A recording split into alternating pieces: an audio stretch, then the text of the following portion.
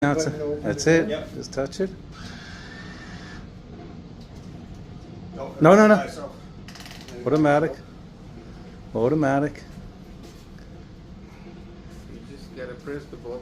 Hit door, and then you'll hold once it closes. You'll hold up once it closes. And just keep holding it till all the way up.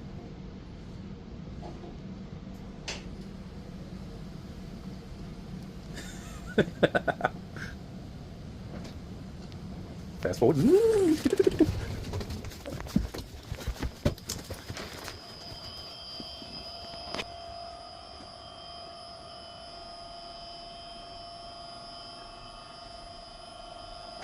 All the way, keep going.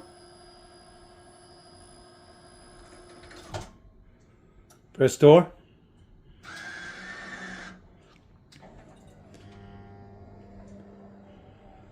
Sweet. I like it. And then the door will automatically